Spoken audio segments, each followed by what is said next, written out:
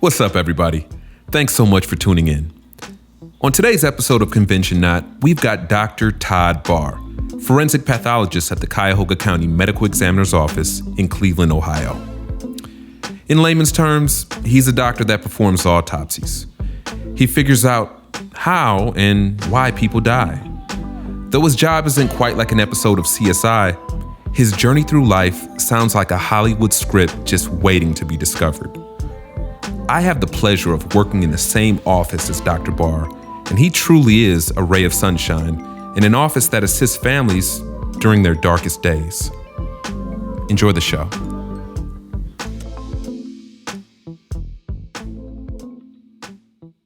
Today with us, we have Dr. Todd Barr, who I'm not going to go through the introduction for. That's ultimately what we try to let our guests do, Dr. Barr. But we are really excited to have you come aboard the show. Chris was kind enough to introduce us because Dr. Barr's Chris's boss, and so maybe we'll be able to... I'm not his boss. He's my boss. Oh, he's your boss. That seems about right. We share that in common. We sure do. But perhaps you could give us a little bit of a brief introduction. Of course, the show is kind of like biographical, so we'll talk a bit about your career, what you're willing to share with us. Sure. But, please, by all means, tell us. Well, so currently I'm a deputy medical examiner for Cuyahoga County in Cleveland, Ohio, and I've been in this position. It's a little bit of a, I did a 1-year forensic pathology fellowship from July 2016 to June 2017, and maybe we can get into. Dr. Mooney took the one spot that was available to me at the time. I would have done a seamless transition and just stayed on as staff, but she was able to start before I was, and we love her. I adore her. She's an excellent pathologist. So I did a short stint at another county, Summit County in Ohio, as a forensic pathologist. And about 8 to 10 months into my stint, Dr. Gilson, who is our chief medical examiner, called me on the phone and said, "Would you be interested in coming back? We've created a position and would love to have you." And so I said yes, and that's where I'm currently residing. I live in Cleveland. I love Cleveland. It's a fabulous city. I love all the people I work with. And man, there is no mistake on the lake because this is happening.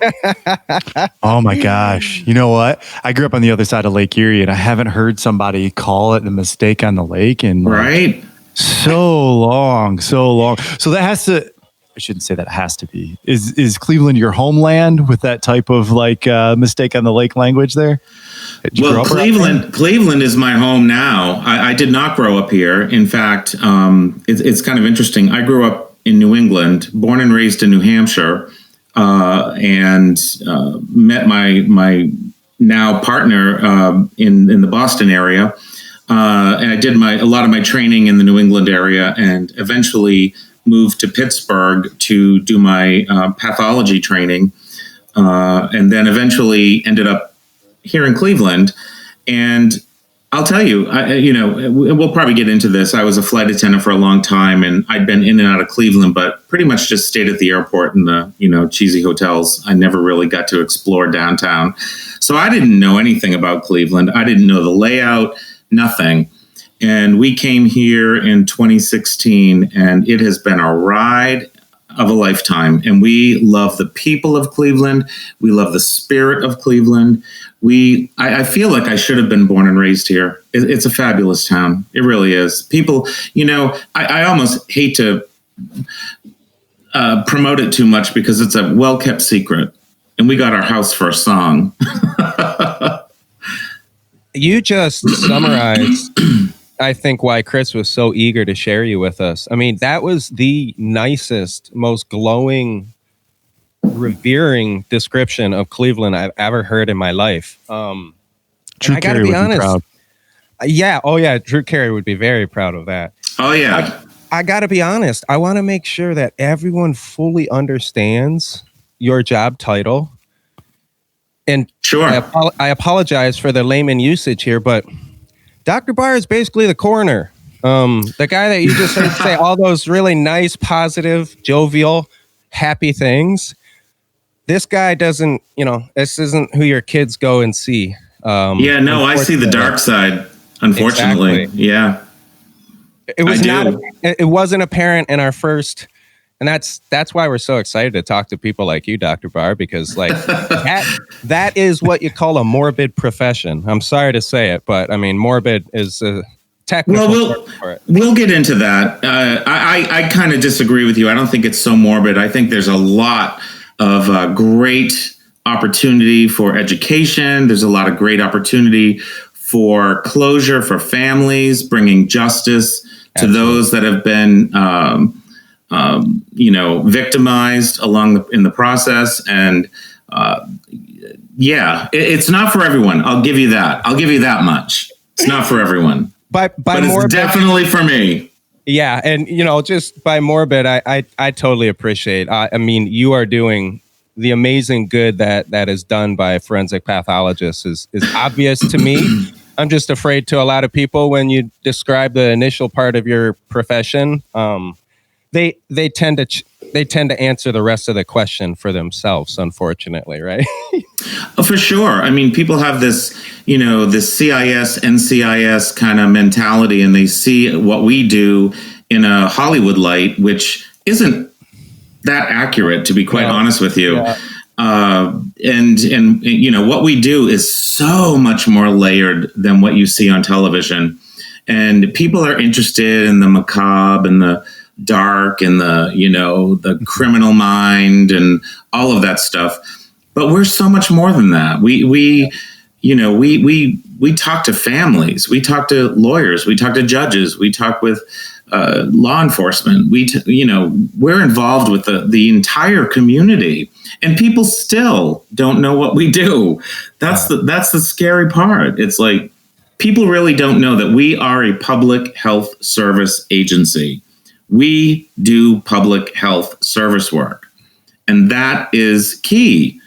I mean, this is we're discovering trends. We're looking at outcomes. We're looking at what's happening in our community. How can we make it safer? How can we make it better? And but we're like that. Those guys behind, don't pay attention to the man behind the curtain. We're the guys behind the curtain, and not many people lift up that curtain and take a walk into our world and know what we actually do.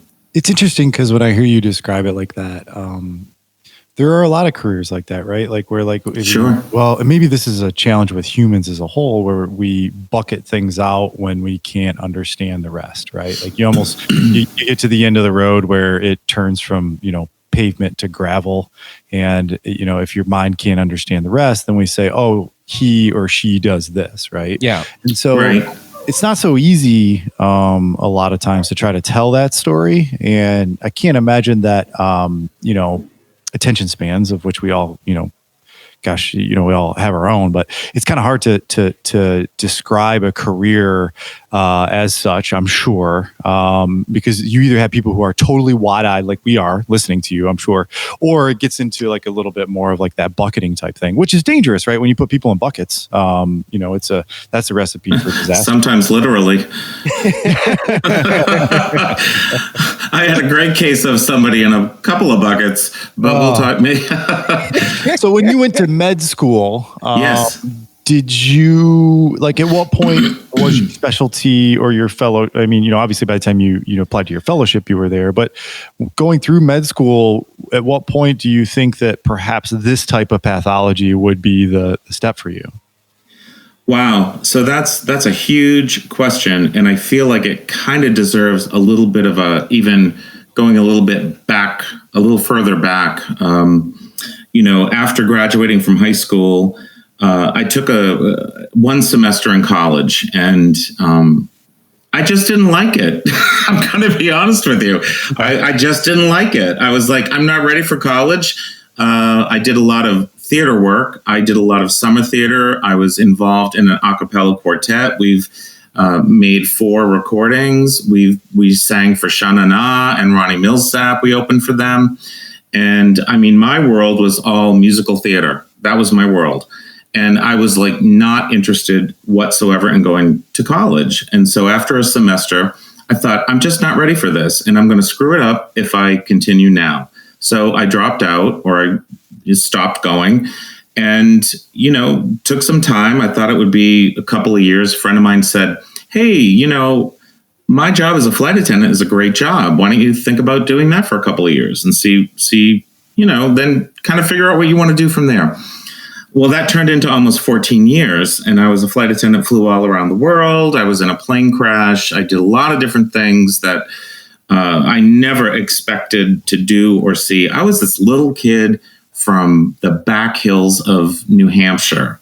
I had no medical professionals in my house. I was the fifth of 5 children. None of my siblings had a college education. I was the first one to actually end up going and finishing college. But that didn't happen until my 30s. So, I took this gig. I applied. I became a flight attendant. And I'll tell you, it was the best thing that ever. It was so eye-opening. It was the best thing I could have ever done. Traveled the world, met a lot of people, got into a lot of great conversations with passengers and crew members and members of different communities all over the world. And it just really opened my eyes, and it made me start to think about possibilities in a much bigger and grander possibility. So at one point, this was about 4 years after my plane crash that I was in, and I was on a route between Paris and Philadelphia, and we had a medical emergency with a passenger on board. Now, mind you, I was already back in college now. I'd started up full time. I was going to school Monday through Thursday. I would then get on a plane on Friday, fly to Germany, stay there Saturday night, fly back on Sunday, and bring great chocolates and great gifts to all my classmates. But in the course of that, we had this medical emergency on board, and I met this woman, and she was 56, I think, at the time, the age I am now. And she said that her husband had passed when she was 40. She had 5 children. She raised them on her own, and she'd never been to college. This was after we took care of the passenger. The passenger was safe, and everyone was doing well. And then we stepped into the galley, and I just wanted to ask her some questions. And she said, yeah, I decided I wanted to go back to college. And then I ended up going to medical school, did a family medicine rotation or residency. And she was 1 year out of her residency in her own private practice. And I thought, wow, this woman is 56 years old and she's just starting a medical career. I thought, I was in my 30s. I was probably 34 at the time. And I thought, if she can do this, anybody can do this. Not that it would be difficult for her, but I was inspired by her, very much inspired. And I went back to school when we landed. The next day I went back to school and I changed my major from initially I wanted to be a writer, and I was an English major, and my goal was to become a novelist. I love Stephen King novels. I wanted to write in the genre of horror, that type of thing. I thought, well, I'm going to, change my major. I went into a science major, and so the reason I'm telling you all this is it was a discovery process for me all along the way. Mm-hmm. I didn't know. When I started this process back in the mid-90s at the University of New Hampshire, I never anticipated that I would be the next Quincy. Many people might not even. Chris probably doesn't know who Quincy is, but yeah. So I had no idea where it was going to take me or where it would lead to, and I just my eyes were wide open. I was ready to learn. I was a big dry sponge ready to just sop it all up and just take it in.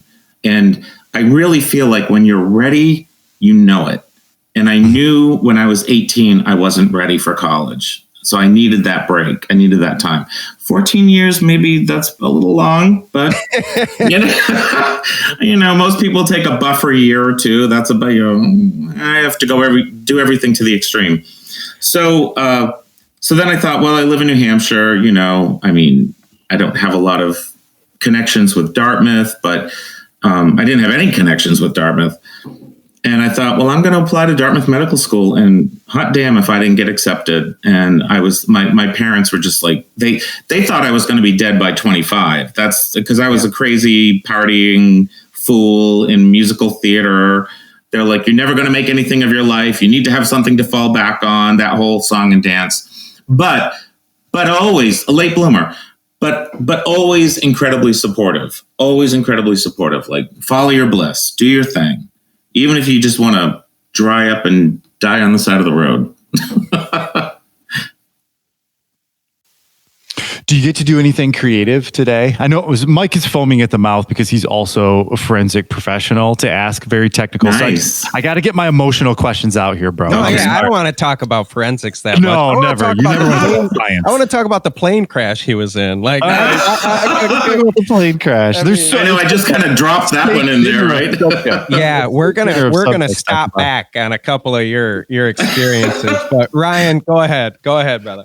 Well, let's start there. Let's start at the plane crash. What happens when the plane's going down? How do you get yourself in and out of that situation?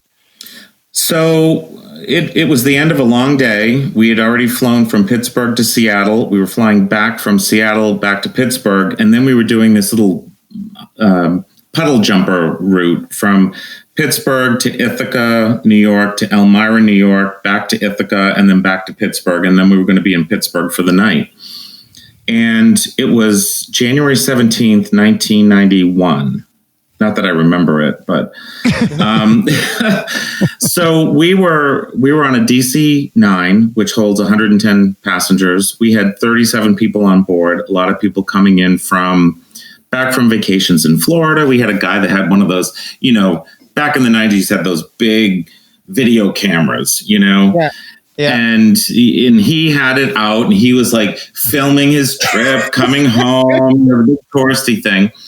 And we had 37 people on board. And now between Ithaca and Elmira, it's only really about a 10-minute flight. So nobody gets up. We don't serve anything. Everyone is, told to stay in their seats, keep their seatbelts fastened. We were coming in for a landing in Elmira. And then all of a sudden, I heard the sounds in the cockpit because I was sitting up front. It's like, pull up. It's like this audio recording of a man's voice. And I knew that, I mean, I've been through the drills. I've been through all the safety training. I knew what that meant. Something was wrong. And in the matter of probably 15 to 20 seconds, the plane just shook incredibly violently, and it went from left to right, and it was like rolling back and forth. And then all of a sudden, with just one fell swoop, slammed right down to the ground. And we hit with a force, I'm told, of about 6 Gs, the 6 times the force of gravity. And the plane broke in half. It broke into 2 pieces. And we were, it was like 17 below zero. And so we had to deploy the slides, and we were like, come this way, jump, hands up, feet first, the whole thing.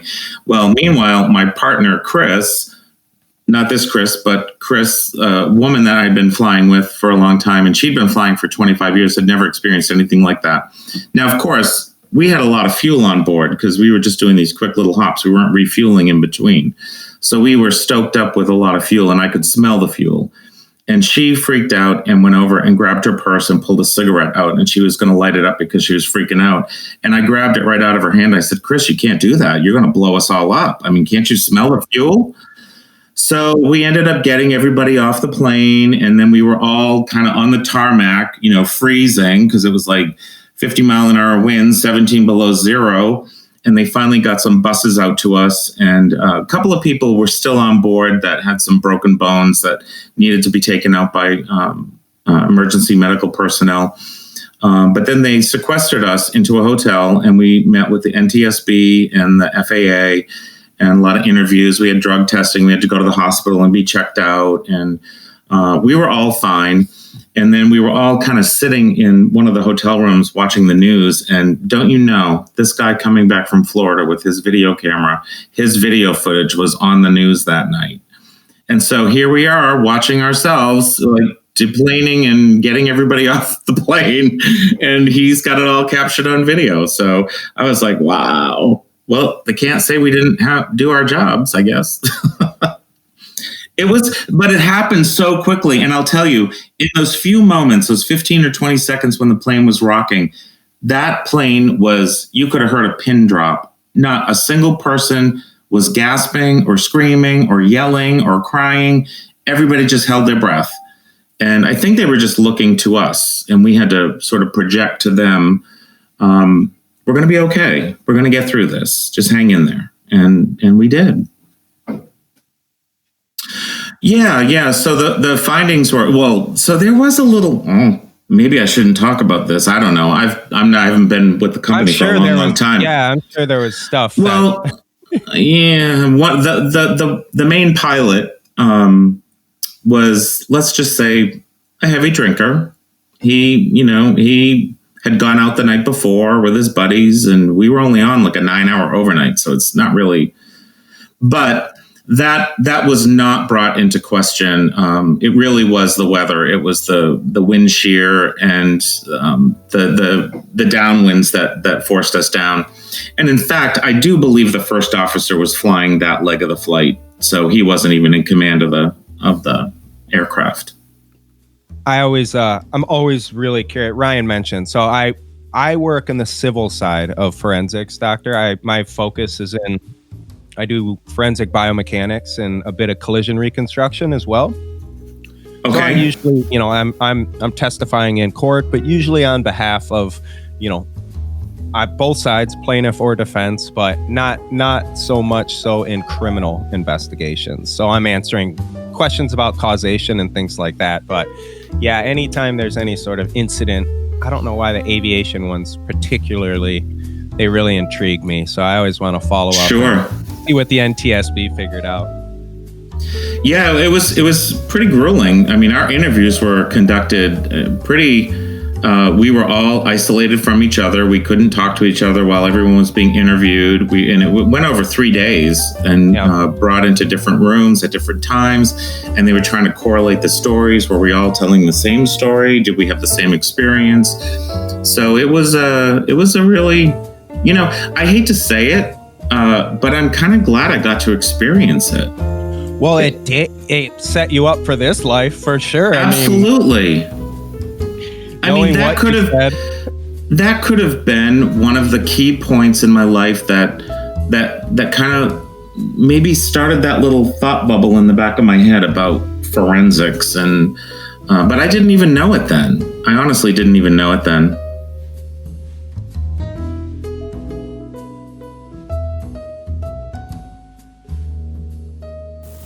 Hey, thanks for listening today. Are you a reviewer? Do you desire to share your opinion with everybody? Well, don't leave Mike and I at conventioNOT out of your list. Take a second, go out to your podcast provider, iTunes, Spotify, Google Podcasts, whatever it is, and review the show. We appreciate it. We read the feedback, and we really need it.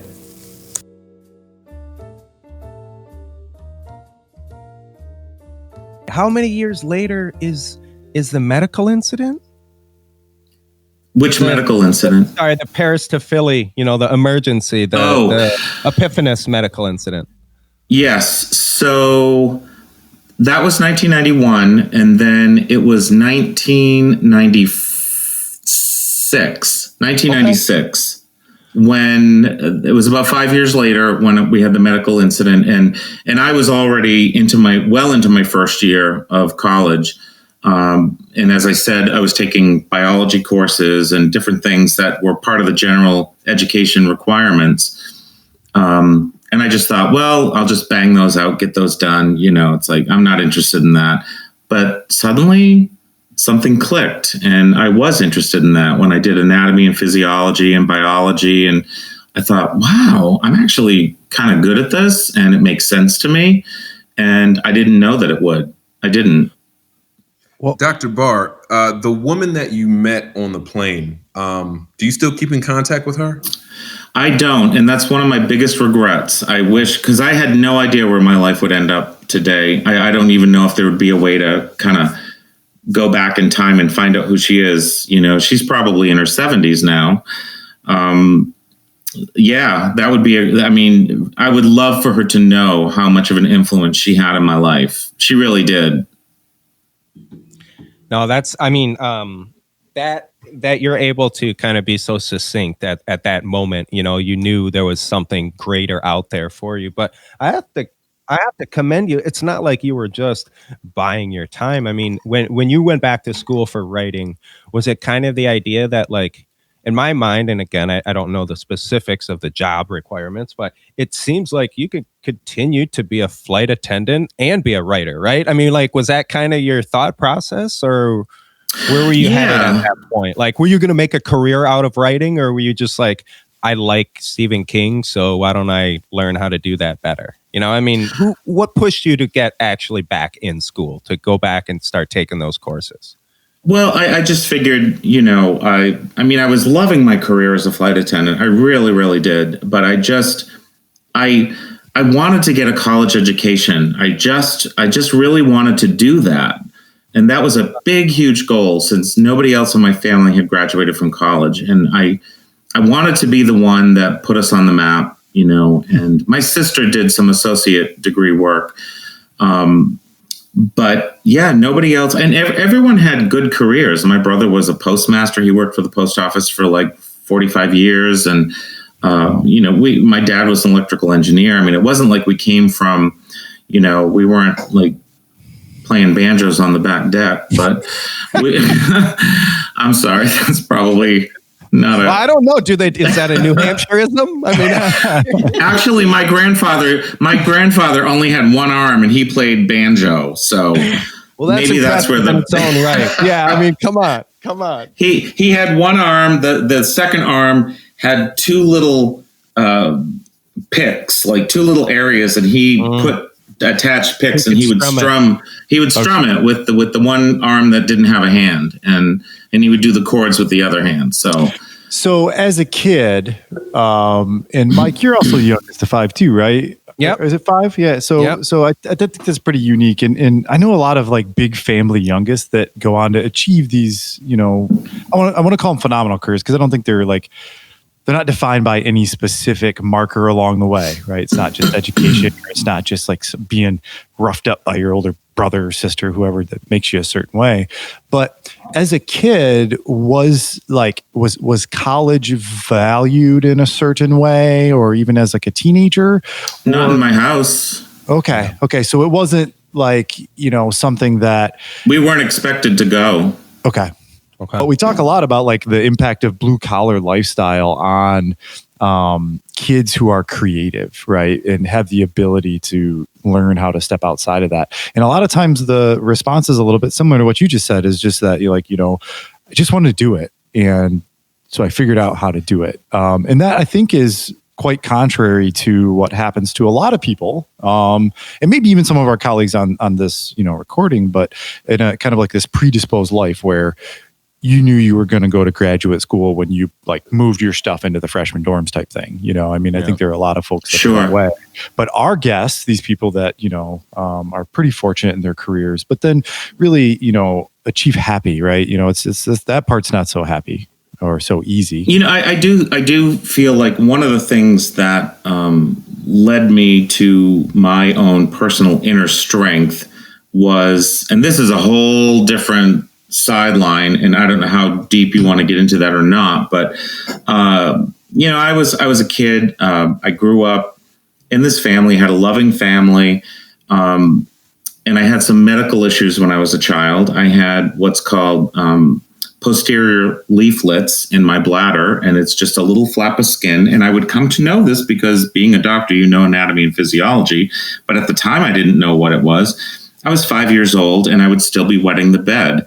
And I had these little flaps of skin that covered the ureteral opening. That's where the tube that comes off your kidney that comes into the bladder and the urine drains down. It had these little flaps of skin, and those would stick to the back wall of the bladder, and the urine would back up, and then suddenly it would flood out, and I couldn't control it, and it would just go. So, you know, I people in my school knew about this, and I was taunted and, you know, sort of bullied. And And then, to end up being gay on top of that, as I grew into my older years and being, it was a tough love, tough school. In fact, my family even moved my entire family from one town to a different town so that I could start over because it was just getting so bad. But in between, I ended up going to New York City when I was in fifth grade, and I was a choir boy for St. Thomas Choir School, which is a pretty internationally known choir school in Manhattan.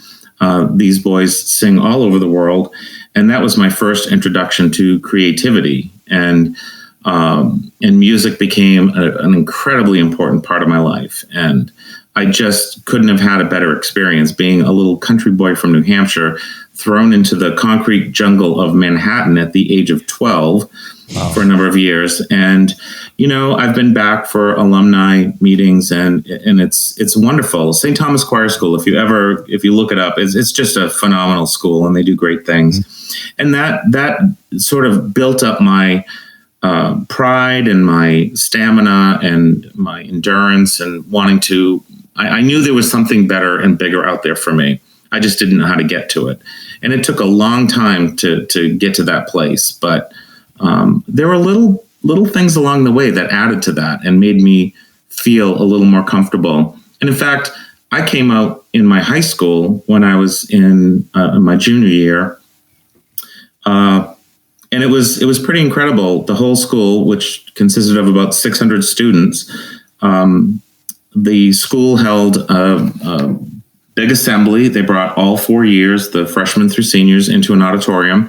They had a psychiatrist come in from University of New Hampshire and just talk about what it is to be gay, and that it's, at this point, so we're far beyond 1973 when when it was deemed not a mental illness anymore. Yeah.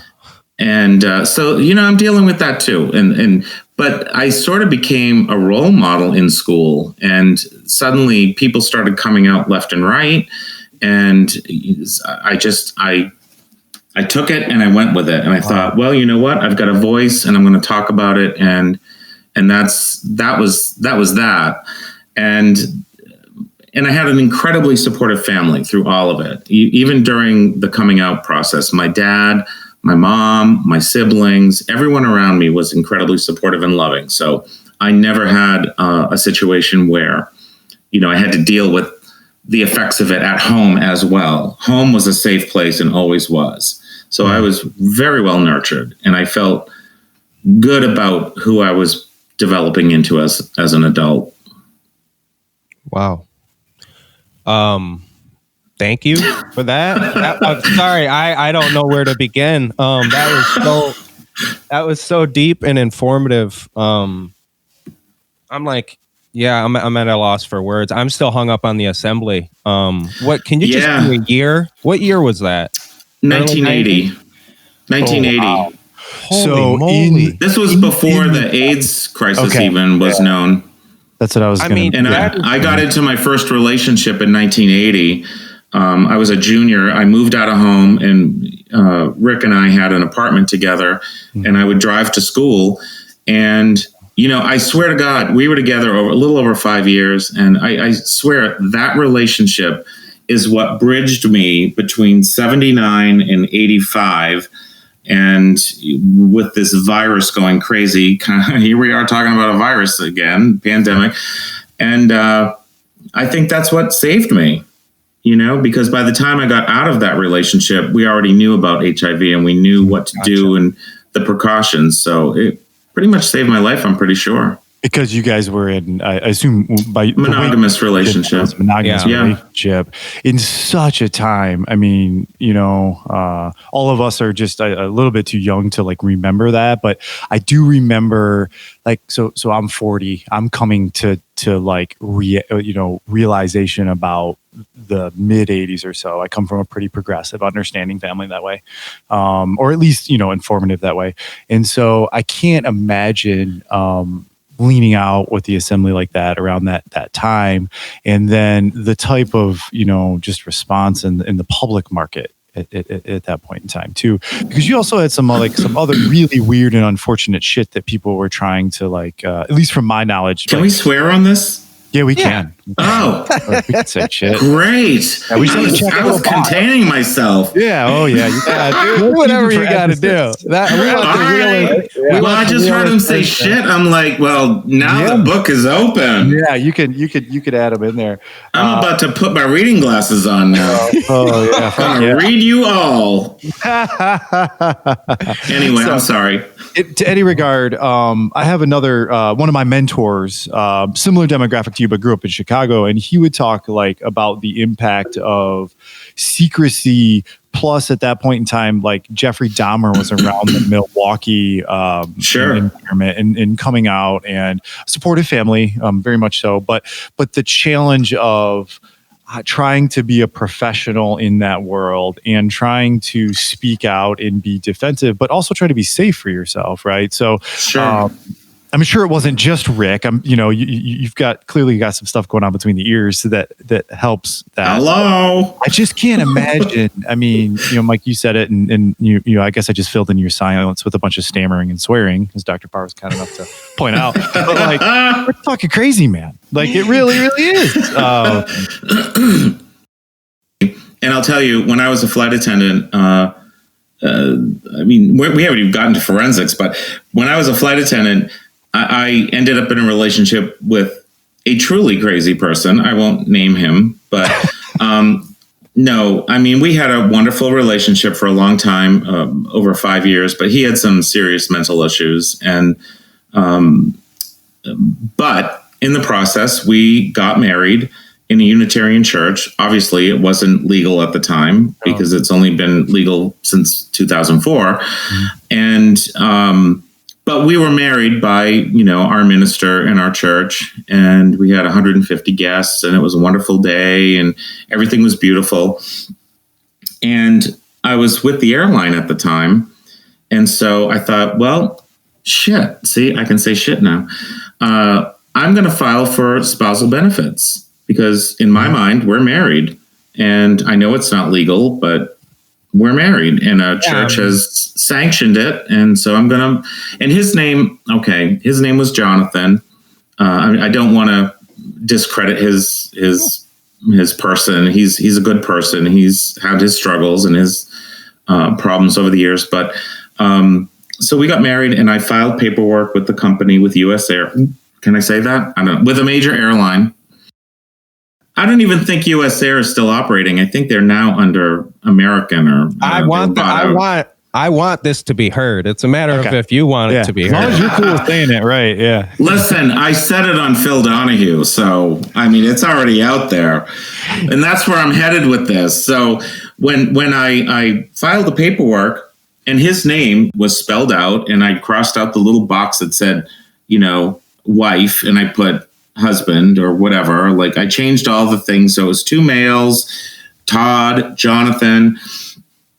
And I thought, of course they're going to deny it, right? I fully expected it and anticipated it, but they didn't.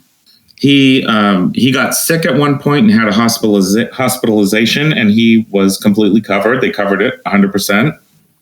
And then one day, out of the blue, I get a phone call, and it just said, effective midnight tonight, your benefits are going to be terminated for Jonathan.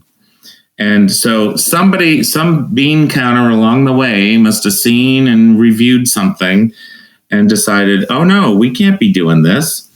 Well, I said, okay, that's fine. And then I just hung up the phone, and I was like, all right, now what are we going to do? Well, this is what I do.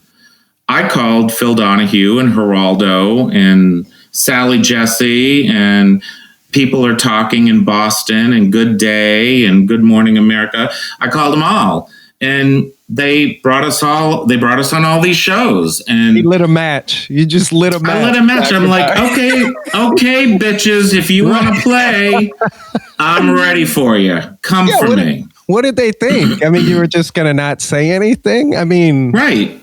It would be one thing if they didn't give us the benefits up front. I was expecting that, and I probably wouldn't have pushed back too hard. So get this, guys. As a result, my attorney that handled this case is Mary Bonato, who is the one that she was the one that argued the gay marriage argument in front of the Supreme Court of America, in front of our U.S. Supreme Court. And she was the one that led the effort to get gay marriage legalized in this country. She was my attorney for our case, and we've been in contact ever since. She was an attorney for the Gay and Lesbian Advocate and Defender's Office in Boston. And I called her up, and she said, "Yep, I'll take the case." Like, and no so questions we went, asked. no questions. And we made the rounds in Boston. My mother went on a talk circuit with us in Boston. She was talking to the small businesses of Boston. There was I forget what the guild or whatever it was. It was a group of people. And my mom, I've got these great tapes of her talking. Mary Bonato was introducing her, and my mom goes, "Now, I don't have any problem with you fellas. I've got a problem with your parents. Those are the people I want to talk to." My mother was crazy and fun. How cool. How cool to have a supportive mom that way, right? Super cool. And then she opened up a PFLAG chapter in Southern New Hampshire. I mean, she organized it and opened it, and she was on the cover of all the newspapers, and she's like, "My son's gay and I love him," and I'm like, "Go, mom." She was a cool mom. She really was. I mean, man, you've forged some paths, doctor, that are not I'm trying to think of myself at 20 years old in college, just this is all going to work out.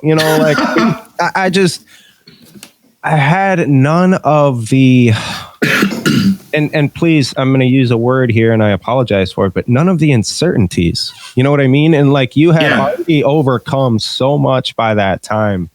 And I love that you keep referring back to, because I hate to say it, but it seems like your one constant source of stability was that family, right? I mean, you've reiterated it over and over. Mom and dad, no matter what, every day you came home, they told you were perfect. Absolutely. I just that's a great message that people need to hear, that no matter what your child is dealing with, don't try to mold them into what you want them to be. Let them discover who they are and support them through the process.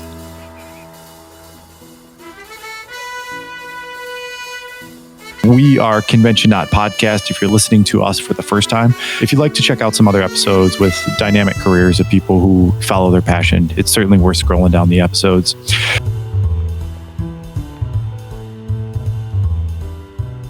As a young gay man leaving high school, did you, and you don't have to be able to answer this, but did you feel like the arts were your destiny? Or did you just have a little bit of concern about what your options were at that point? I mean, no, I do. I'm not going to inflate myself because I don't have the talent that my husband does, but I'm, skilled. I sang in a vocal group, and I played piano, flute, piccolo, clarinet, saxophone. That was your passion from a young age, right? I mean, that was music and theater, and all of that was a big passion of mine. Just the artistic side of me was well developed, and having been at the St. Thomas Choir School for Boys in Manhattan in 5th grade on, from 5th to end of 7th grade, really laid a foundation for an appreciation for arts, and that never left. So I thought, okay, I'm gonna be a star. I'm gonna be a Broadway star, a movie star. That was kind of where I was headed. And although I knew deep down inside that really wasn't what I wanted, I enjoyed it. These people were my tribe. I felt comfortable with them, and they got me through a lot of tumultuous years. And I mean, there's nothing better than to have people that have a like-minded thinking around you. I mean, that was your second family, right? Sorry, yes, Ryan. I'm sure that over time, hearing your story, that you have come to know, or at least been to some events with some people who enjoy celebrity as their career. And do you look back now and think, I don't think a lot of people think I would have done it differently, but I guess I'm trying to ask that question, Dr. Barr. Like, do you look back and think that a career as somebody whose the career itself is based in celebrity, is that something that you think you wish you would have done? I mean, you've done a lot, right? Does that still draw you? Yeah, I mean, there to some degree. I'm not looking to be, the next Dr. G or, in the forensic world. But there is something to be said for having a platform to be able to get a message out and get a message of hope and get a message of hang in there and you're okay and you're good enough. And that is, if I could use a platform to encourage people to follow their dreams, and no matter what it is, I mean, I'm not an electrician. I don't care about electricity. If I'm going to do anything, put a dimmer switch in, I call the electrician, he comes and he does it. And that's his passion or her passion. And I've had female electricians. So, but I'm like, God bless you for being you and being passionate about electricity, because I want to know that when I turn my switch on, the lights come on. Yeah. It's not my forte, but that's not to say that, that's the thing. I just don't want anyone to get pigeonholed. It's like, oh, my dad was a doctor, I have to be a doctor. Or I'm an actor and now my kid has to be an actor, and that kind of thing. I think we need to really strive to let people develop into who they really are. I think one thing that's a commonality between people who are successful in creative arts and people who are successful to really impact people at the levels that you're talking about is the comfort to share your vulnerability. And sometimes that's because you were forced to be vulnerable for whatever reason, and you got okay with it. And other times it's because you've developed a skill set to use your vulnerabilities and to be comfortable with them, to use them to challenge yourself. Do either of those two, like XY axes, do you identify with either of the two of those? Because you're a guy, I mean, gosh, we've known each other for 45 minutes. And we're talking about some pretty vulnerable stuff here, right? And we so appreciate that because we get an opportunity to know you this way, right? But has it always been like that? Have you always been okay with that? I pretty much have. I've pretty much always been an open book. I feel like that's the way I was raised and the way I was brought up. I mean, my parents instilled a true ethic into us to just be honest at all times, and I thank them for that, and I appreciate their ability to navigate having 5 children. And my mom and dad, I mean, you guys. Okay, just a quick aside. My mother married my father, who isn't my biological father, had 4 children, my brother and 3 sisters. Then she divorced him and married a second man who became my father. So I'm not a bastard. I was actually born in a wedlocked marriage. Although some would argue that I can be a bastard or a bitch. But she married him. And when she got pregnant, he said, if you keep this baby, I'm divorcing you. And he did. And so my mom took me under her arm and went back to her first husband, Howard. And he took her back and took me back and adopted me at 9 months of age. And then I was raised in that family of 1 brother and 4 sisters, or 3 sisters. I have other siblings that are related from the sperm donor, we call them. Yeah. But my core family was those people. And then my mom divorced him again in 1980 when I was coming out in high school and doing all of that. And she went and lived the life of luxury on the beach, and she didn't want anything to do with anybody, and she just lived her life. And that was good for a couple of years. And then she came back with her tail between her legs and asked him to marry her for a 3rd time. And they got married for a 3rd time in 1985. So my mom and dad were married to each other 3 times. Love don't quit. Love don't quit. Love don't quit. And I think that's, you know what? And that's the message I got. It's like, you know what? You may go through rough periods, but love is where it's at. And we can get through this. We can get through it together. On that note, can I ask you, I'm just going to shift it apologetically, but a little bit about your day to day. Somebody needs to steer this ship. Well, no, I like the wandering, but we'll never get anywhere if you let me steer it. No, I mean, the truth is you do have a fascinating profession. But yes. I'm afraid that, like we talked about earlier, those buckets, both figuratively and literally, I would love to hear your passion.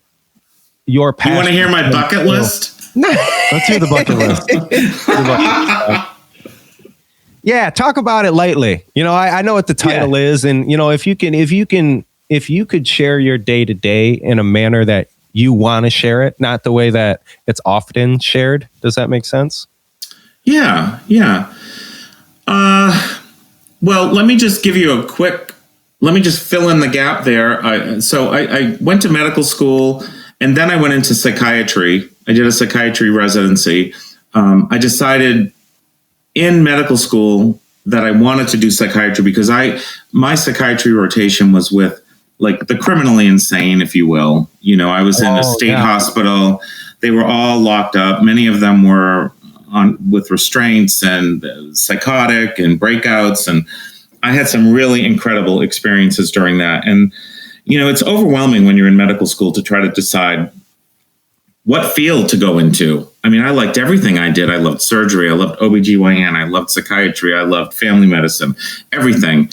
And so I finally, push came to shove. I had to pick something. So I picked psychiatry. And then as I was doing my residency, I realized that although there were elements of psychiatry that I really, really enjoyed, and that sort of ties into forensic pathology, because there is this sort of forensic psychiatry piece that I wish I'd kind of known about. Maybe I would have been a forensic psychiatrist if I'd known. But garden variety depression and anxiety wasn't for me. I didn't want to be doing that. And I felt like a drug dealer. People would come in. I'd have 8 minutes to say, how are your meds? Do you have any side effects? What other concerns do you have? Time's up, And I couldn't live my life like that. I just didn't feel like I was making a difference in people's lives. And I needed to make a difference. So I ended up in pathology. Okay. And then eventually, long story short, got into forensic pathology, and I have not looked back since, and I love it. But there was a case when I was after my fellowship was over, and I went to Summit County. I got a phone call. In Summit County, we did things a little bit differently. In Cuyahoga County, when a pathologist is on call, we're on call for homicide scenes, and we only go to the scene if the decedent is in the field and pronounced dead at the scene, and they don't transport the person to a hospital. So they haven't been moved, basically. Yes, they're untouched. They're still in the where they were when this event happened. And so we go in and we take a look at the scene. We look at if there's blood spatter or whatever it is, we take in all the elements of the scene. And in Cuyahoga County, that's how we do it. We when we're on call for homicide scenes. In other counties, they don't do things necessarily the same. Every district is different. We were not expected to go to all homicide scenes in Summit County. I did get a phone call from an investigator who was at a scene when I was working in Summit County, and he took a picture of a blue recycle bin. And it had some things in it. To me, the photograph that he took and sent to me, he wanted to know, are these human remains? That was the question. Mm-hmm. And he took a photograph and sent it to me. And I said, yeah, I'm on my way. I'll be there. I'm coming to the scene, because this was one of those weird kind of situations. And it looked like a butterball turkey, in a bucket. But I knew that it wasn't a butterball turkey. Mm-hmm. So I went to the scene, and it turns out that, and this has been adjudicated, so this case is closed. The woman is now serving time. She had killed her husband. Allegedly, he was abusive toward her, although the sons say differently, that they argued but never had a physical altercation. But bottom line, she shot him in the head and then left him at his computer desk, and then went back an hour later. He was still breathing, and shot him 3 more times. And then she stuffed him in a closet for about a week, trying to figure out what she was going to do. And then she decided, well, I don't know what I'm going to do. So she basically dismembered him and put him into 3 different containers. 2 of them were in the basement. One was in a closet on the first floor. And we were able to retrieve all of his parts. And by going through systematically, documenting everything, photographing everything, x-raying everything, we were able to determine that we had his entire body, and we were able to identify him. And wow. Meanwhile, in the 6 months that it took for someone to find out or figure this out, she had been, using his cell phone and texting as if she was him to employers and to family members, and saying, so that was basically the problem for her. I mean, if she was an abused wife, then, maybe going to the authorities would have been the appropriate response. You think? Welcome to work, Doc. Yeah. That's a typical day in my life. So how do your days go?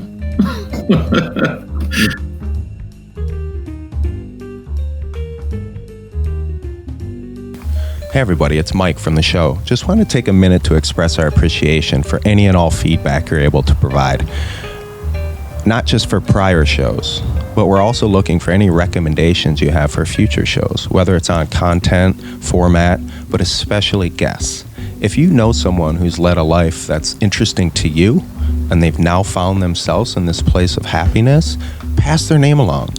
We're happy to reach out. We're happy to be rejected, but it doesn't hurt to try. As always, if you don't mind, take a minute, hit that like button, subscribe if you haven't already, and above all else, thanks so much for listening. Dr. Barr, how old were you when you became a board-certified forensic pathologist? Board certified. Well, so I became board certified in anatomic and clinical pathology in 2010, 2012, somewhere in there. And then I became a board certified forensic pathologist in the fall of 2017. So I did my pathology fellowship, my forensic pathology fellowship from 2016 to 2017, and took the board exam in the fall of 2017. And how old were you at the time? Oh my God, you're asking me to do math? That was 3 years ago, so 53. Okay. Is that, normal for most forensic pathologists? Or hell no. So people are thinking about retirement at that age. So this leads me to sort of my next question, because I think that's really important. There's probably someone that's listening to this podcast and they have something that they want to do. They have a dream that they want to achieve, and they feel that they're too old or it's too late. What do you say to that person? I say hogwash. I mean, think about it. I was a flight attendant on an airplane with a medical emergency and met that woman between Paris and Philly. And she said, I did this and I just started my career at 55. And I said, damn, if she totally inspired me.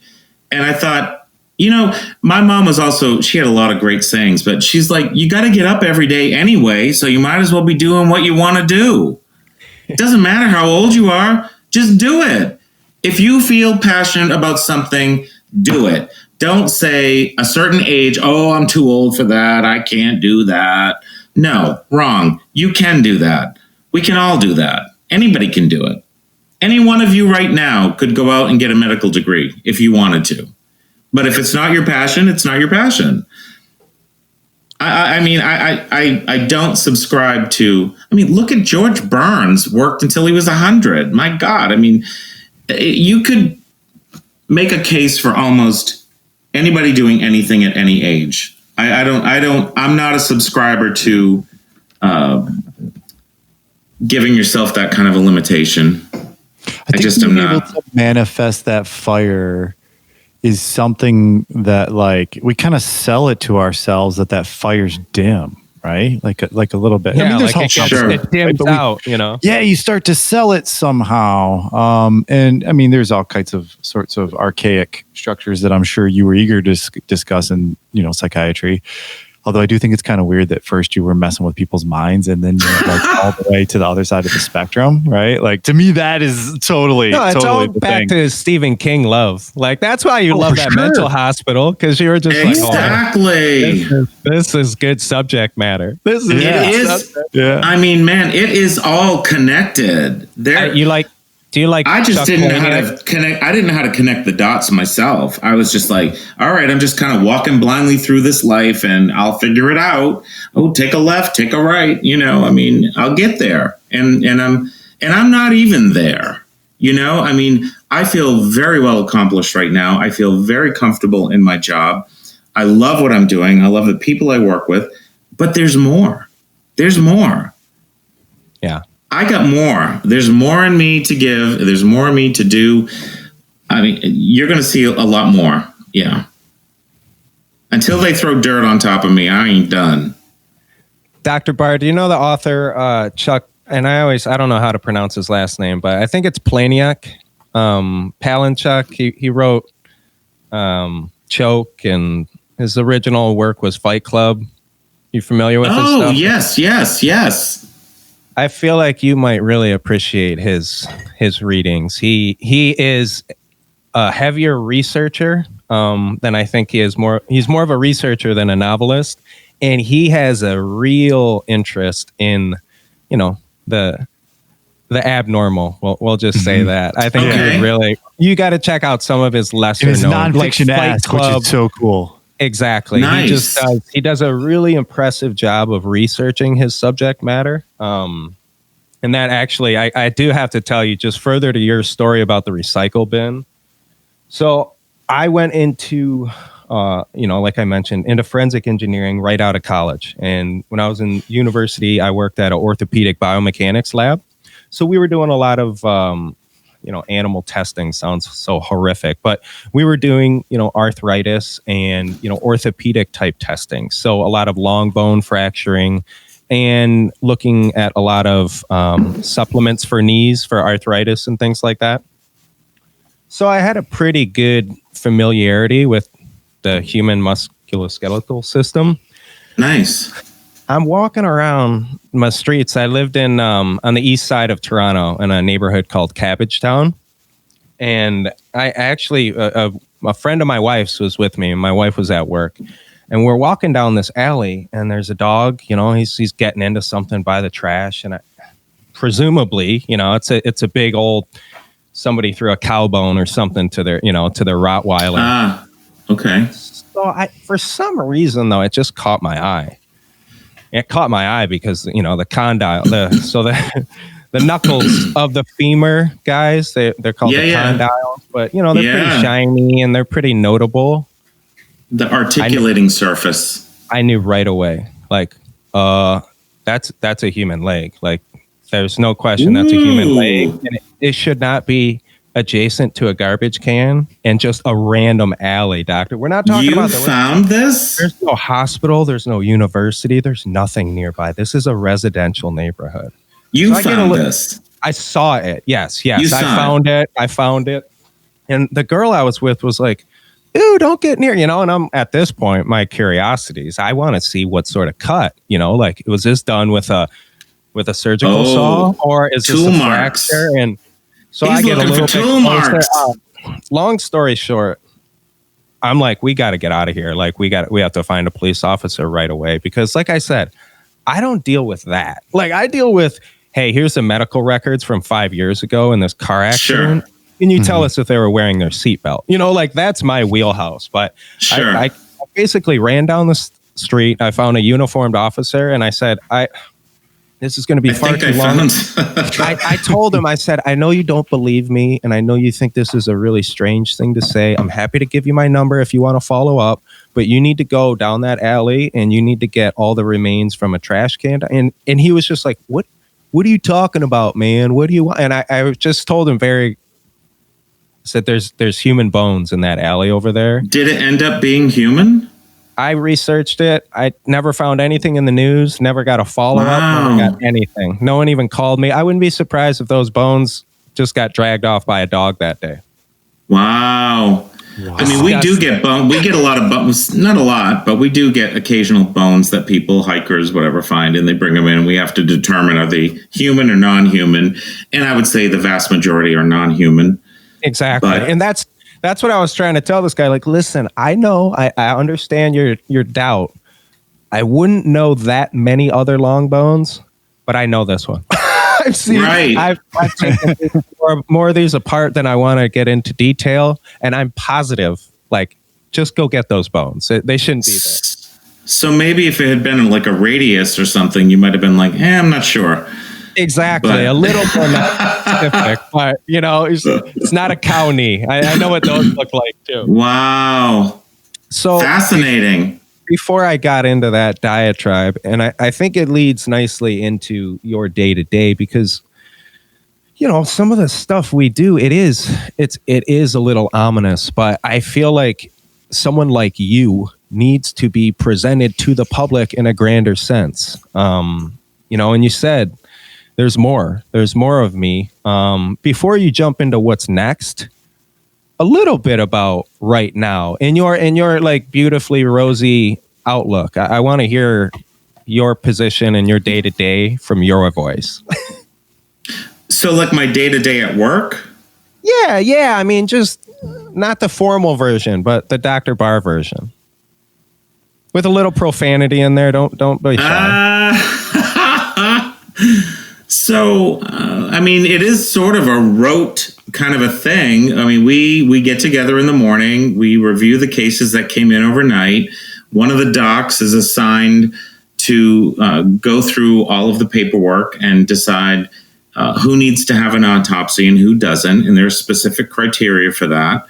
And at the end of the day, or at the end of the meeting, the docs will, whoever is on for the day for autopsy service, they'll divide up the cases. And typically we let the forensic fellows go first because we want them to have the most diverse experience. Exactly. And that was one of the wonderful things about being a fellow at Cuyahoga County Medical Examiner's Office for me was like, you didn't get stuck with all the stinky decomp cases. You didn't get all the, just the cases that nobody really, you gotta like pull up your bootstraps to do, it's like, they gotta get done. We're going to get them done. They're going to be done. They're going to be handled professionally and they're going to be done right. But that being said, it's not the cool case of the, 3 buckets of different body parts and, like that kind of stuff. So, we get a lot of older folks who pass at home that are unattended. They have a lot of health issues, but maybe they fell and now they've got a bruise. And so we've got to look at them to make sure that there's no trauma and nobody did anything untoward to these people. So, there's elder abuse and we have to be on high alert for that and look out for that. And because, older folks that are frail don't have a voice either and they need someone to speak for them. And we literally speak for the dead. I mean, I hate to be macabre about it, but we really do speak for the dead. And we speak for the people that don't have a voice. And we go in to do our jobs every day and try to figure out what it is that happened to this person. Because most of these people, if they're shot with a firearm, that's pretty obvious. You've got a bullet hole and there's a bullet in you, and we know that. And in those cases, we have to protect evidence and we have to acquire all of our information in a systematic way so that there's no way that somebody can come back and cross-examine you and say, well, why didn't you do this? Or why didn't you do that? And we do end up on the stand testifying quite a bit. And then we educate the public through the jury and through, we do various meetings and stuff for the public, and we do forums, and and Chris does a great job with our Citizens Academy. And thank you. We do a lot of great work. I mean, Chris does incredible work with reaching out to the public. And I feel like our job is we're in the education business. We're here to serve the community, and we're here to protect the community, and we're here to look for trends, and we're here to look for different things.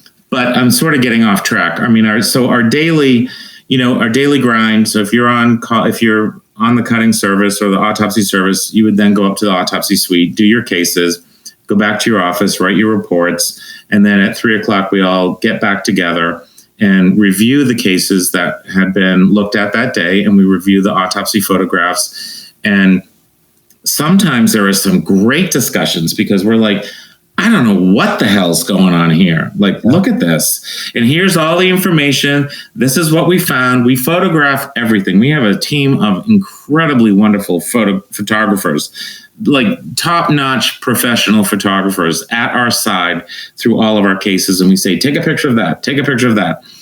And so we then present those photographs in roundtable form at the end of the day and sort of formulate our plan. Like, what do we think is going on? What do we think is going on? And then we delve into more informational gathering, like investigative reports, police reports, hospital records, medical records, admission bloods, whatever we have to get in order to get the story out.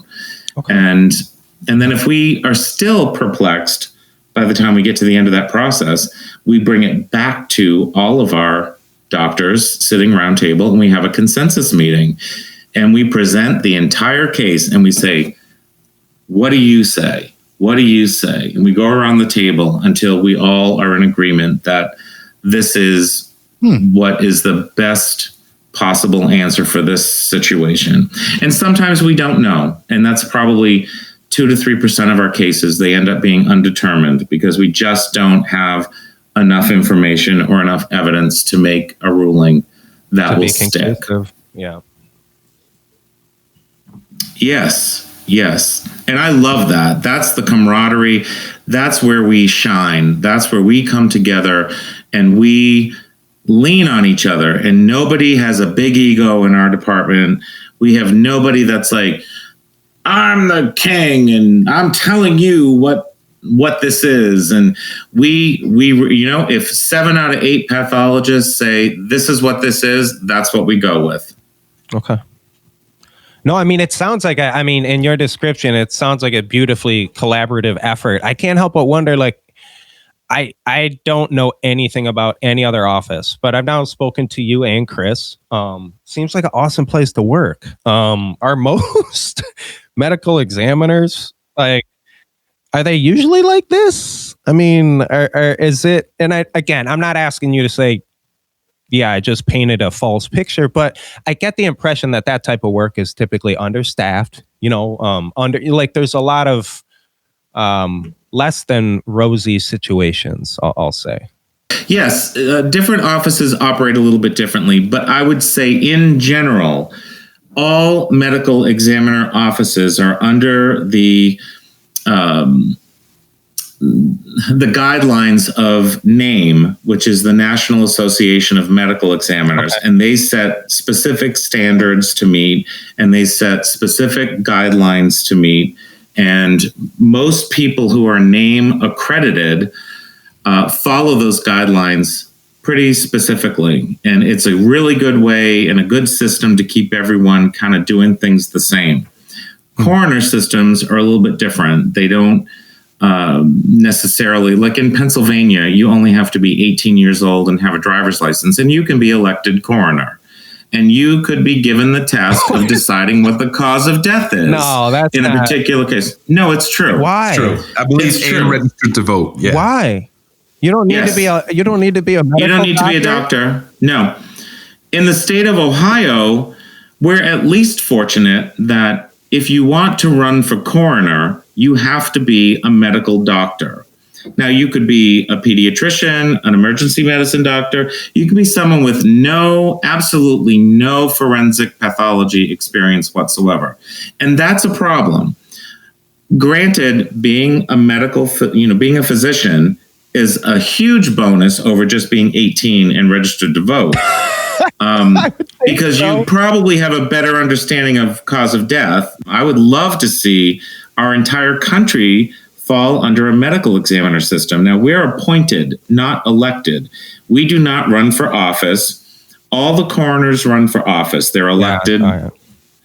And, and a lot of them are tied into sheriff offices and small towns with sheriffs and coroners. There can be some side dealings. And I could get into some of the shady business that goes on, and I don't mean to discredit. There are some great coroners out there that do an incredible job, but it's not standardized like medical examiners' offices are. All forensic autopsies have to be performed by a forensic pathologist. So even if you're a coroner and you happen to be an emergency room doctor and you get a homicide in your county or your town, you cannot do the autopsy unless you are a forensic pathologist. So that's why we service, I don't know how many counties we're up to now.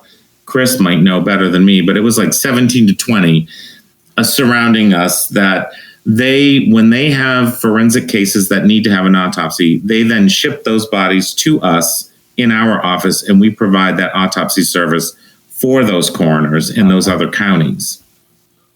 I wonder what the situation in Hawaii is. I really don't even know. I believe Hawaii is a medical examiner system, if I'm not. I mean, it's the office of the medical examiner. Yeah. Yeah. City and county. And if you're a doctor in a medical examiner office doing autopsies, you have to be a board certified forensic pathologist. Yes. Yeah. I know there was an opening in Hawaii, and I kind of was like, I said, "Hey, Dane, you want to move to Hawaii?" Yeah. For a split second. Breaking news.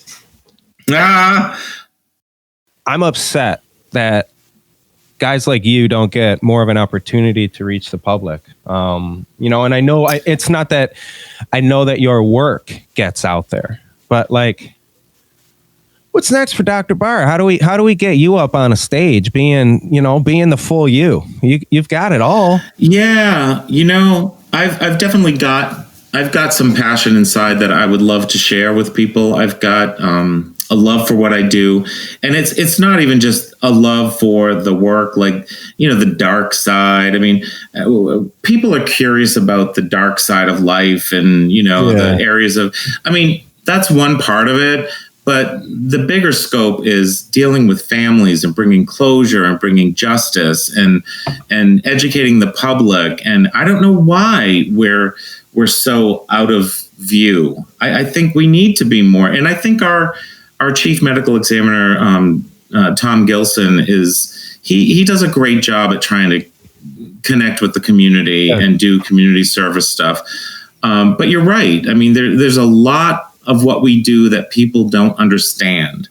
They just think, oh, they died, they went to the medical examiner's office, they're going to have an answer in 20 seconds. They're going to do a dip test or something. They're exactly. Well, what did he die of? We're like, we're not even done with the autopsy yet. We don't know. Give us a hot minute. Yet. Hold on. Yeah. Give us a hot minute, please. Okay, Badge, just chill, relax. We'll get there. We'll get there with you, and we'll walk you through it, and we'll hold your hand. And if we have to go and testify on behalf of your loved one, then we will. And we will get you the answers you need, and we will do it.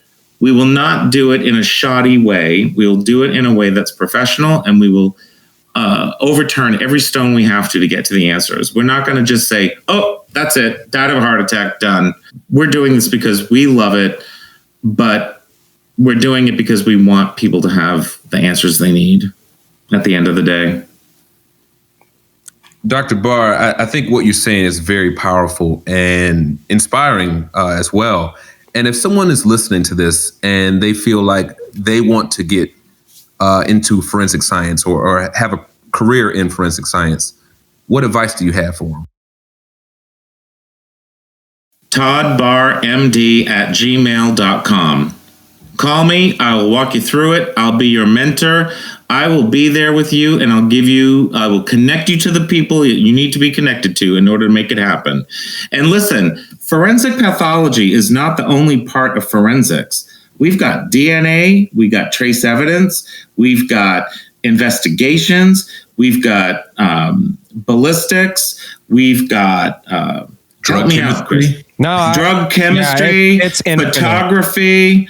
I mean, there are so many people behind the scenes. It would make your head explode. Yeah. You would not believe the team of professionals that we have, that we work in a team to get these cases solved. We might lead the discussion, but we couldn't do it without all of these other people that are working with us. So if you don't want to do 13 years of school to become a pathologist, you can be a drug chemist, or you could be a toxicologist, or you could be a medical legal death investigator. Yep. Or there are many ways to get involved in forensics. And, but I think pathology is the coolest. So of course. I just have to say that. And I started late. I was going to say, I would follow your lead anywhere, Dr. Barr. I got to say, Chris, it must be a heavy responsibility knowing part of your job is to accurately represent guys like Dr. Barr. Like you got to get this guy out there more, man. The world needs to get to know you more. Well, I mean, I guess I'm thinking about a rap album. Yeah, it's all there. It's all there. I'm thinking like acapella, like we could do a little quartet situation. I mean, Dane Van Adder could sing the theme song. Yeah, I bring no skills to this, but I'll sign off on it for sure. I mean, I'll vouch I for will share it. Yeah, exactly. Anything you guys are doing. And yeah, I'm interested, next time there's an opening at that, wherever you two work, wherever's creating all these smiles and all this goodness. I don't really want to move to Cleveland right away, but I mean, you haven't worn a fucking parka in a decade, bro. I could get one. I could put some long pants on. I think I still got it in me. I could still dress up for it. I do have one more question because I know we are getting to the end of the recording here, as Mike indicated, and this probably ends up around an hour or so, and we so are appreciative with your time. Absolutely. I think this could be a second episode too, if you were willing to come back. We seem to absolutely chat well. But one of the questions we like to ask is if you could talk to your teenage self, or maybe more specifically your 15-year-old self, what would you say? And so if we pose that question to you, you've lived a lot of lives, my friend, and are exuberant enough to still be pushing on the gas pedal, right? But what would you say to your 15-year-old self if you had an opportunity to have a cup of coffee or whatever it was at that point in time? I would be like, man, just chill, relax, enjoy life, enjoy every minute, smell the roses, see the ocean, get out there, enjoy life, and do what makes you feel good. You are going to have the most incredible life you can't even begin to imagine where you're headed right now. And just sit back, fasten your seatbelt. It might be bumpy at times, but you're going to have a fabulous life with a lot of great stories to tell. Sage advice. Yeah. That really is. I got nothing. Can I say one more on that? Can I say one more thing? Please do. Okay. So I had my annual physical today, and I'm like, all right, I put on my COVID-19 pounds, and I'm like, I've been like at home baking and cooking, and I haven't done that in a long time, but I'm pretty damn good too. I might have to do a cooking show next. But forensic cooking with Dr. Barr. No, I'm not cooking forensically. No, just chicken and beef. Nothing on you. So I went to my doctor, Dr. Bichinsky. He's at University Hospital, and he's a great, great guy. And I show up today, and it's my annual physical. And he's like, I have an assistant with me. His name is David. He's a junior in college, getting ready to go into. He wants to be a doctor. He's gonna do the MCAT and go to medical school if he can. So he's probably what's the junior? 20 years old, 20, 21, around there. Sure. And he's like, do you mind if he comes in for your physical? And I said, not at all. We need more doctors. We need good doctors, and you need to learn from the best. So get your ass in here and sit down and learn. And he came in and he was taking notes, and they were asking about a lot of this stuff we've been talking about and how I got to where I am.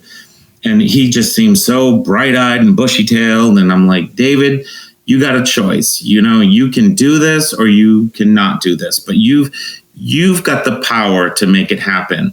And then he started asking me about forensic pathology, and I started giving him some little tidbits. And I said, well, personally, we need family doctors too, but we also need a hell of a lot of forensic pathologists. We're about 490 short. Am I right? Somewhere about there. We need about 1,000, and we have about 490 in the country right now. There's only 490 of us. I mean, and I don't know, 490 in the entire country of forensic pathologists. That's it. Doing all these autopsies. We were vastly understaffed across the country. So I'm always trying to steer people into forensics, but only if they want to, not try to pressure them. And he's like, I'm actually kind of interested in this after that, at the end of the hour, after he saw me drop trow and cough left and right and bend over the table and the whole thing. I'm like, everything was out in the open. David got to see it all. And I said, David, just give me your email and I'll send you our student resource guide that Chris put together, which is an amazing document. Yeah. I would recommend highly that everyone that's interested in forensics read this brilliant piece of work. And I told him about the New York Times Sunday Magazine article I had been recently profiled in. And, I sent him all these links. And I said, if you've got any questions, call me, reach out. I'm just a phone call or an email away. If you truly are interested, I will commit to mentoring you. I will do this. So when you say, what would you say to all these other people? I would say, give them my email address, Todd Barr, TODDBARRMD @gmail.com, and just send me an email. And if you're interested, truly interested, I will put some time into this and I'll make it happen for you. I will help you make it happen. Whatever piece of advice you need. We all need mentors. We all need people that are willing to go the extra mile. And I was just a little kid in Exeter, New Hampshire. I had no idea where my life was headed. I had all kinds of imaginations and I just did put one step in front of the other, and I got to where I am right now. And okay, full circle. Here's my full circle moment. Being in Cleveland, the town that I love, this is my home. We bought a house here. I just brought in 4 stray kittens off the street 2 days ago, and I'm fostering them right now. They're upstairs peeing and pooping, and I'm cleaning it up. Dane don't want no part of it, but I'm like, bitch, get to it. But at the end of the day, Cleveland is this amazing city, and we do a lot of we're involved in a lot of artistic stuff. Dane sings at Nighttown. He's a great jazz vocalist. He's sung with Patti LaBelle. He's done some amazing things. So he's out there. He's pretty well known. Where was I going with it? Oh, so we go to these sessions over at, not right now, but what's the place over on the West Flats? The Music Box? Is that what it's called? Yeah. Yeah. And they do some story time. They bring in like local authors. We love local. We love all the local stuff. We support a lot of local adventures. And we met a writer. Her name is D.M. Pulley. She is this amazing woman that we've become great friends. She writes in the style of Stephen King. Her stories are based on Cleveland stories that are like, she did a book on, it's called The Unclaimed Victim. And it's about the Torso murders from the 1930s in Cleveland. Very famous story from Cleveland. Okay. Mm-hmm. And she brings it into the present day and she connects the dots between the two. So she fictionalizes non-fictional events that have happened historically. Very cool. And she does this based on stuff that's actually, cases that have actually occurred in Cleveland. And so now we're collaborating together and we're working together, and she's writing another book and she's using me for some resources. And I'm like, This is itching my writing. Oh yeah. It's like, I want to write a book now. I kind of want to do what she's doing. She's doing this great stuff. But anyway, I digress. You've offered yourself as a mentor to anyone who may come across this podcast, which is absolutely which is above and beyond. Like we can't thank you. We don't make that guarantee for our listeners. So I'm going to yell at anybody who doesn't take advantage. You know what I mean? Like, think back to your young self. No one ever said that to me. No one just in your position. Don't send me hate mail, please. I don't need that. All industries should be as lucky to have good ambassadors, right? Because at the end of the day, you tell like this really cool story about post plane crash, which you didn't change your career for, right? But this just like, very, monumental experience, medical emergency on planes. We see those, right? Yeah. But it's always something, man. It's always like something. And so if you could get that something, and that something could lead you've got to learn how to do what you're going to do anyways, right? And so even if you want to switch what you're doing, if you could just let the passion lead you to that, and you could find an ambassador for that, right? Hopefully it's some sort of, forensic work.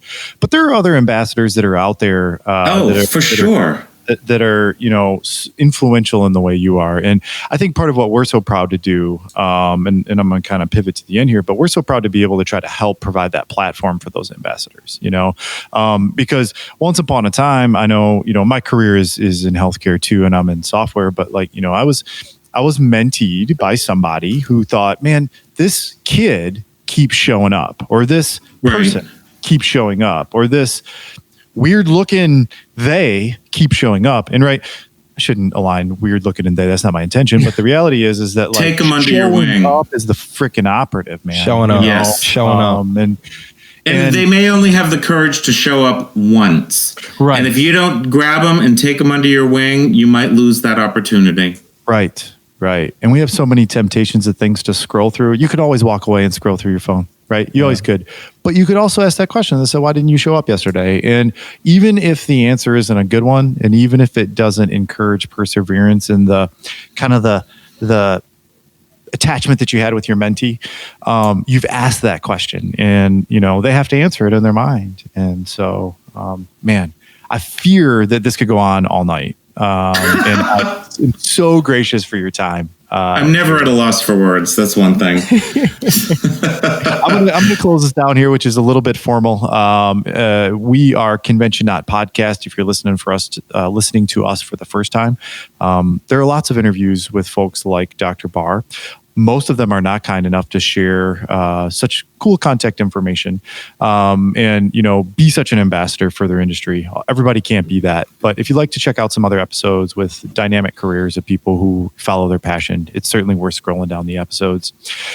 Dr. Barr, if I don't want to contact you, but I want to learn a little bit more about pathology, or I want to learn a little bit more about the career, my name dropped a lot of stuff today.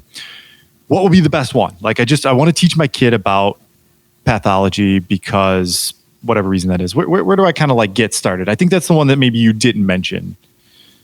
You mean just for general education kind of stuff? Is it Chris's article? Is that the place where I kind of start? Or if you're interested in forensics, I would definitely point them to the Student Resource Guide. That's an incredible resource for what we do. If it's general pathology, my gosh, there's so many great sites. I mean, there's so many great institutions, and if somebody's not interested in forensic pathology, but they're interested in, say, pathology, or they're interested in whatever they're interested in, don't be afraid to ask your doctor, or ask a family friend, or do you know anybody that does this? Or, there's so many people out there that are willing to lend their expertise and their time and mentor people. And I mean, if somebody's truly got a passion for something, we can't snuff that out. No. You gotta support that. You've got to cultivate it. And I don't care what it is. If it's music, if it's arts, if it's medicine, if it's banking, whatever, lawyering, whatever floats your boat. I mean, there's so many people out there. Just get connected with a really good person who can direct you to the information that you need, and be a social support through the whole thing. Great advice. I appreciate it. This has been one of my favorite shows. I appreciate you, Dr. Barr. Your story is absolutely incredible. It's complicated, right? It is complicated. My life is complicated. It's not, it's War and Peace. All the good stuff is. You guys are great. I love what you're doing. Thank you so much for inviting me to do this. I really, really am so grateful that there are people that want to get these kind of messages out there. And I really appreciate what you're doing. We appreciate it. Thank you so much for inviting me. Certainly. And I'll come back anytime.